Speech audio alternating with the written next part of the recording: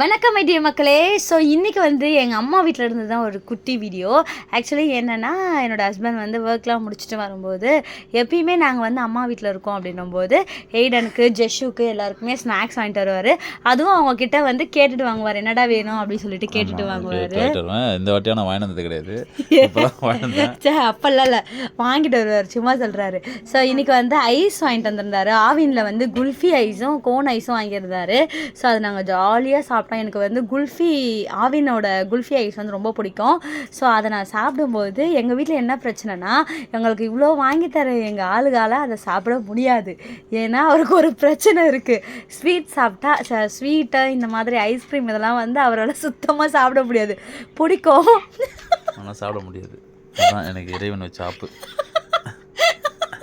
ஏன்னா எனக்கு அந்த பல்லாம் கூசம் மாறி இருக்கும் சாப்பிட்றதுக்கு. அதனால் வந்து அவர் சாப்பிட முடியல. அவரோட ஐஸை சேர்த்து நாங்கள் சாப்பிட்டு மக்களே. சப்ஸ்கிரைப் பண்ணுங்க.